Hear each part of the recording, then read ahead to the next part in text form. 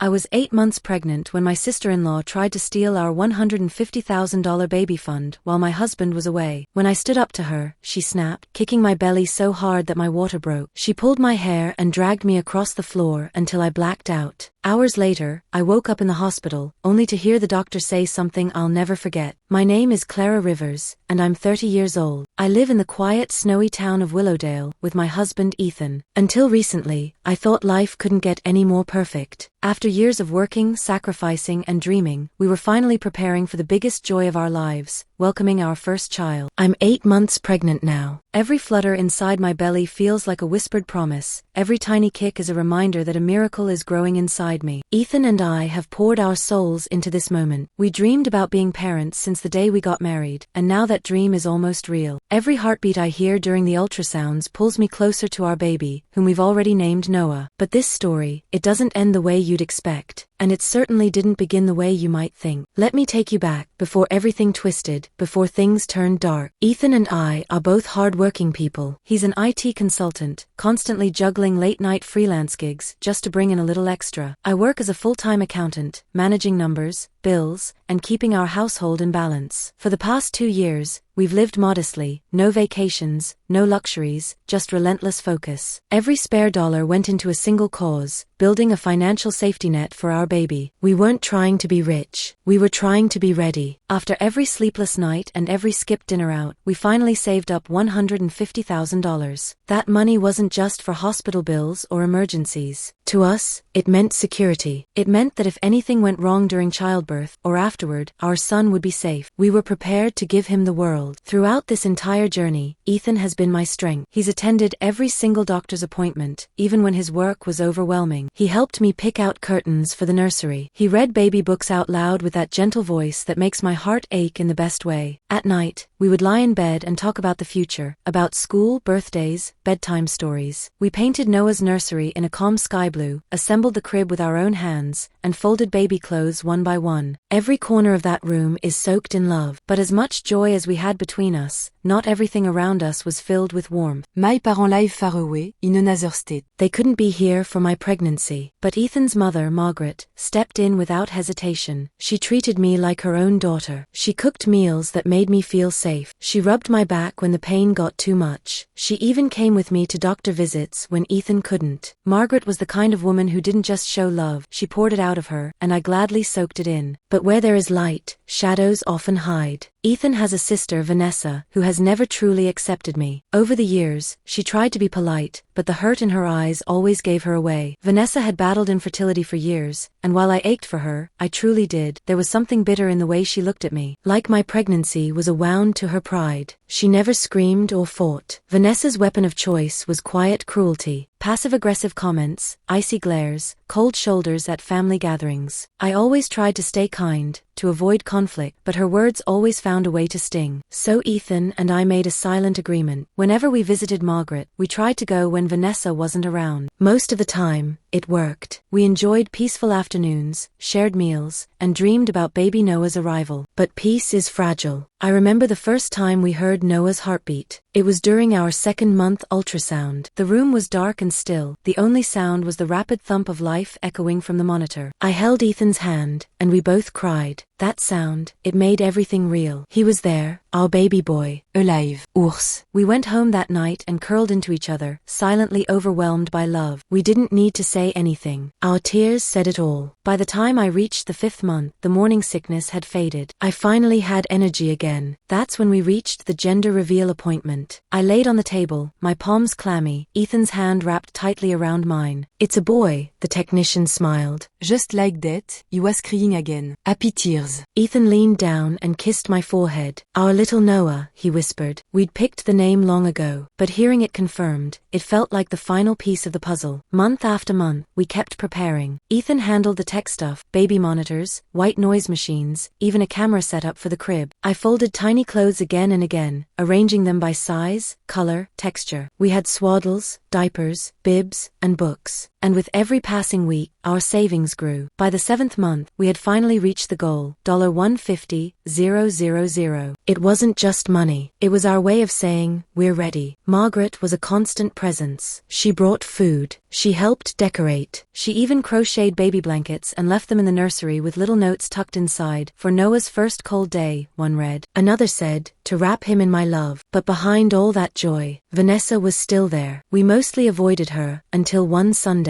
Margaret invited us over for lunch, as she often did. She was making my favorite, her garlic butter roast chicken. Ethan and I picked up flowers on the way. It was supposed to be a calm afternoon, but the moment I stepped through the door, my stomach twisted. Vanessa was already there. She sat at the dining table, scrolling through her phone. When she looked up and saw me, she smiled, but it was the kind of smile that cuts. Cold, sharp. Well, look at you, she said, voice laced with something bitter. Still playing the delicate pregnant princess, I see. I froze. My heart raced. I took a breath. Hello, Vanessa, I replied softly. Ethan stepped in immediately, protective. We're here for lunch, he said calmly, not your sarcasm. Vanessa Rézéderand, feigning innocence. I was just making small talk. Don't be so sensitive. Margaret, always the peacemaker, tried to change the subject. She asked about the nursery, suggested baby names, even though we'd already chosen Noah. She talked about the weather, new recipes, anything to keep the mood light. But tension settled over the table like a storm cloud. Vanessa mostly kept to herself. She scrolled on her phone. She rolled her eyes every time Margaret mentioned the baby. But I smiled. I focused on Ethan, on the food, on the warmth of the kitchen, because I told myself this is just a few hours. Soon, we'd be home, back in our peaceful bubble, safe. What I didn't know was that this lunch, this quiet, uncomfortable meal, would be one of the last moments of peace we'd ever know. Everything after that day would spiral, fast and dangerously, and my beautiful life, the one I thought was safe and secure, would shatter into something unrecognizable. Part 2. A few days had passed since that uncomfortable Sunday lunch at Margaret's house, the one where Vanessa had made her usual cruel remarks masked as small talk. I had tried to shake off the lingering unease, reminding myself that not every day would carry the weight of bitterness. Some days, even in the storm, the sun broke through. Ethan had a packed schedule that morning. Meetings, errands, a client who wouldn't stop calling him. I was feeling surprisingly well that day. Noah had been kicking lightly, almost as if reassuring me he was fine. So when Margaret invited me over to help sort through some baby supplies she'd collected, I happily agreed. Spending time with her always gave me a sense of comfort, like I had a second mother watching over me. As I stepped into her home, that familiar warmth greeted me instantly. The smell of freshly baked banana bread wrapped itself around me like a hug. There's my girl, Margaret beamed, her eyes lighting up as she saw me. Come in, sweetheart. I made your favorite. I followed her into the kitchen where a warm loaf sat cooling on the counter. We hugged, and I sat down with a grateful sigh. For the next hour, we folded tiny onesies and baby socks, talking about everything from crib safety to the right brand of pacifiers. We laughed when she showed me a pair of booties she had knitted. One was accidentally 3 sizes bigger than the other. I must have been tired that night, she chuckled. In those simple, tender moments, I felt safe. We were just 2 women dreaming about the arrival of a baby boy who would be so deeply loved. But that peace, that fragile bubble of safety, didn't last. I was standing by the hallway closet, reaching for another box of tiny newborn clothes, when I heard it, the sound of the front door opening. My heart dropped. I recognized that voice in an instant. It was Vanessa. She stepped into the living room with the confidence of someone who owned the place. Her eyes briefly met mine, and her lips curled into a tight, dismissive smile. Oh, it's you, she said flatly, tossing her keys onto the table. I stiffened, my hand pausing mid-reach. I didn't know you were coming, I said, trying to keep my voice neutral. Didn't think you'd be here either, she muttered, grabbing a bottle of water and flopping onto the couch. Margaret, sensing the sudden tension in the air, offered a nervous glance and said, I'll go grab the storage bins from upstairs. I think I left some old toys in them too. Then she disappeared, leaving me alone with Vanessa. My pulse began to quicken. I didn't like being alone with her, not after the way she'd been acting lately. But I stayed rooted, refusing to show fear. Vanessa finally looked up from her phone. This time, there was no sarcasm, just cold, piercing seriousness. I need to talk to you, she said, her tone sharper than usual. I blinked. About what? It's about the money, she said, folding her arms. I frowned, confused. What money? The $150,000 you and Ethan saved for the baby, she said bluntly, her eyes narrowing. I need it. My breath caught in my throat. Surely I'd misheard her. That money is for Noah's medical care, I said slowly. It's our emergency fund in case anything goes wrong during delivery. You don't even know if anything will go wrong, she snapped, standing up. Meanwhile, I'm drowning in debt from fertility treatments. Family is supposed to help each other. And you're being selfish. I tried to remain calm, even as my chest tightened. I'm truly sorry for what you've been through, Vanessa. But that money isn't negotiable. It's not just for me, it's for my son's safety. Her face twisted in anger, and something dark flickered in her eyes. You don't deserve any of this, she spat. You're just lucky. You got married and pregnant without even trying. You don't know what real struggle is. You don't even appreciate how blessed you are. I barely had time to respond before she stepped forward. You think you're better than me, she hissed, the fury building in her voice. You don't deserve Ethan. And you definitely don't deserve this baby. Vanessa, please calm down, I said, stepping back. My hands instinctively went to my belly. This isn't the way, just stop. But she didn't. With terrifying speed, she lunged at me. Her foot slammed into my stomach, hard and brutal. The pain was instant and overwhelming. I screamed. It felt like my insides were tearing apart. I doubled over, clutching my belly, sobbing in shock and agony. A sudden warm gush spilled down my legs. My water had broken. Oh my God, I gasped. Noah. But she wasn't finished. While I was crouched, helpless and vulnerable, she grabbed my hair and yanked it backward. I screamed again as pain shot through my scalp. Then she grabbed my face, squeezing it tightly, her nails digging into my skin. Maybe if I destroy your perfect little life, you'll finally understand pain, she snarled. Tears ran down my cheeks. I couldn't breathe. I couldn't think. All I could do was beg silently, please let my baby live. Suddenly, a scream tore through the house. Vanessa. It was Margaret. She stood at the bottom of the stairs, her eyes wide with horror. She dropped the bin she was carrying and rushed forward, her voice shaking with fury. Without hesitation, she slapped Vanessa hard. The sound cracked through the room. What is wrong with you? Margaret screamed, her voice trembling. She's 8 months pregnant. You've gone too far, way too far. Vanessa stumbled backward, stunned by her mother's slap. Margaret didn't stop. She grabbed her phone, dialing with shaky fingers. Clara, stay with me. Don't move. I'm calling Ethan. I'm calling 911 right now. I could barely nod. The pain was searing, my body trembling uncontrollably. I collapsed to the floor, one arm wrapped around my belly, praying Noah was still okay. Everything after that became a blur. Ethan arrived minutes later, face pale and panic-stricken. He rushed to my side, falling to his knees. I'm here, sweetheart. I've got you, he whispered, clutching my hand. Noah's going to be okay. Just hold on. Please, hold on. Paramedics swarmed the house. They lifted me onto a stretcher carefully, monitoring my vitals, whispering coded words I barely understood. Behind them, police officers moved in swiftly. Vanessa Rivers, one officer said sternly. Jurender arreste for felony assault and endangering the life of an unborn child. They handcuffed her as she tried to protest, screaming about debt, about family, about how no one ever helped her. But her voice was drowned out by the chaos, by the flashing lights and Margaret's sobs. You did this to yourself, Margaret snapped, trembling with heartbreak and rage. You'll face the conséquences. As the ambulance doors closed, I caught one last glimpse of the house, the banana bread still on the counter, the baby clothes half folded on the table, and Margaret, collapsed in a chair, weeping into her hands. Everything had changed. My peaceful world had been shattered in the most violent way imaginable. But inside me, my son was still fighting. And so was I. Part 3. The ambulance ride to the hospital felt like a nightmare trapped in slow motion. Flashing red lights flickered through the windows as the siren howled into the cold morning. I could hear the mechanical beeping of monitors tracking my vitals, the oxygen mask hissing gently near my face. I lay strapped on the stretcher, pain pulsing deep in my belly, my hands protectively curled over it. Every breath was shallow, tight, and filled with terror. Ethan sat beside me, his hand gripping mine like it was the only thing anchoring him to the earth. Stay with me, Clara. Just breathe. We're almost there, he kept whispering. His voice trembled with panic, but his grip never loosened. I could feel his fear, thick and raw. The pain was so sharp now, waves of it crashing through me as I tried to stay conscious, for Noah, for the tiny life inside me. The paramedics worked quickly around us. One leaned over with kind eyes and spoke softly. You're doing great, Clara. Just hang in there, okay? Your baby needs you. I nodded, or at least tried to. Every second was a struggle not to fade into darkness. When we reached the hospital, the emergency doors burst open, and a swarm of nurses and doctors rushed toward us. They didn't waste a second. Alarms were raised. Gloves were pulled on. I was wheeled straight through corridors I barely recognized, the white lights above me spinning in a dizzying blur. She's 34 weeks. Preterm labor. Prepare for emergency C-section, one of the nurses called out. I felt Ethan's hand slip away as they separated him from the surgical prep area. I turned my head, searching for his face as the chaos closed in. Please, I whispered faintly, take care of our son. Ethan's eyes locked with mine. Just before the anesthesia pulled me under, I saw his lips move. I love you. When I woke up, it felt like swimming through thick fog. My eyes fluttered open. The room was quiet except for the soft hum of machines. Tubes ran into my arms. My body felt heavy, my abdomen sore and bandaged. But none of that mattered. The first thing I did was reach instinctively toward my belly, now flat, now empty. My heart thudded painfully. Noah, I croaked. My voice was weak, barely a whisper. A nurse leaned over with a gentle smile, placing her hand softly on my arm. Clara, you're awake. You did amazing. Your baby is stable. He's in the NICU, and he's doing well. He's a strong little guy. Tears slipped from my eyes, rolling into my hairline. My baby was alive. Moments later, the door opened and Ethan walked in. His hair was disheveled, his face pale and tired, but his eyes were filled with so much love and relief that it nearly broke me. He came straight to my side and took my hand. Noah's doing okay, he whispered. He's small, but the doctors are optimistic. You both made it through. I squeezed his fingers weakly. And Vanessa? I asked, though part of me already knew. His face darkened. She's in jail, where she belongs. Officer Scott arrested her right there at Mom's house. Margaret gave the police the full security footage. Everything she did, the threats, the attack, it's all on video. I closed my eyes, overcome with a wave of emotion. Relief, rage, sorrow. I felt it all pressing on my chest like a boulder. She almost killed him, I whispered. She almost killed Noah. Ethan nodded solemnly. She's going to be held accountable. I've already contacted Eric, our attorney. He's collecting everything. Videos, witness statements, medical records. Vanessa won't get away with this. My body hurt, but my mind had never been clearer. She tried to destroy my child's future. But now, she would answer for it. The days that followed were a delicate balance between terror and hope. Noah was kept in the NICU, tiny, fragile, and beautiful. He lay inside an incubator, a halo of wires and blinking monitors surrounding him. His chest rose and fell in small, careful breaths. Every beep from those machines made my heart clench. Ethan and I were there every single day. We couldn't hold him yet, not at first. But we sat beside him, whispering words of comfort and strength through the clear walls. I sang lullabies softly, my voice cracking with emotion. I told him stories. I promised him a world full of love and light. The first time the nurses let me touch him through the incubator opening, I cried like I hadn't cried in years. His hand, so impossibly small, curled around my finger like it was his lifeline. And maybe it was. Maybe I was his anchor the way he was mine. One of the NICU doctors, a kind man named Dr. Keller, reassured us gently each day. He's a fighter, he said. At 34 weeks, he's got an excellent chance. We'll keep monitoring his breathing, feeding, and weight. But so far, he's doing better than expected. That hope, that tiny glimmer, kept me going. Margaret visited us often. She brought fresh clothes, home-cooked meals, and soft comfort. She didn't speak much at times, but her presence was grounding. She would sit next to me, watching Noah sleep, her eyes full of love. But behind her love, there was a deep sadness. She looked at her grandson like he was a miracle, and at the same time, I saw the guilt in her expression. The ache of knowing her own daughter had done something so monstrous. You're stronger than you know, Clara, she whispered one evening as she held my hand. And Noah, he's a fighter, just like his mama. I held her words close. On the hard days, I repeated them to myself over and over. Ethan never left my side. Even while helping attorney Eric organize statements and paperwork for the case, he made sure he never missed a single NICU visit. He handled the police reports, the medical records, and stayed in contact with Detective Scott, who kept us updated on the case. At night, before we left the hospital, we'd both stand beside Noah's incubator, holding hands, whispering our dreams to him. Dreams of bedtime stories, Christmas mornings, school runs, giggles in the hallway, dreams we refused to let go of. Weeks passed. Noah started breathing better. His oxygen levels stabilized. His tiny body began gaining weight. Bit by bit, the wires were removed. The tubes were taken out. The machines beeped less urgently. The nurses, who had become like family, celebrated every ounce of progress with us. "He's one of our strongest preemies," Nurse Linda said with a smile. Every milestone felt like a miracle. And then one morning, Dr. Keller walked into our room holding a clipboard and smiled. "I think it's time," he said. I stared at him, confused. "Time," he nodded. "Noah is ready to go home." I broke down right there. I cried so hard I couldn't breathe. Ethan pulled me into his arms, his own tears flowing. "We're taking our boy home," he whispered, holding me tightly. We made it. Leaving the hospital that day, with Noah wrapped in a soft blanket in my arms, felt surreal. The sun outside was brighter than I remembered. The air was fresh, alive with possibility. I looked down at my son, his tiny face peaceful, unaware of the battles he had already survived. I had survived too. We had been through hell.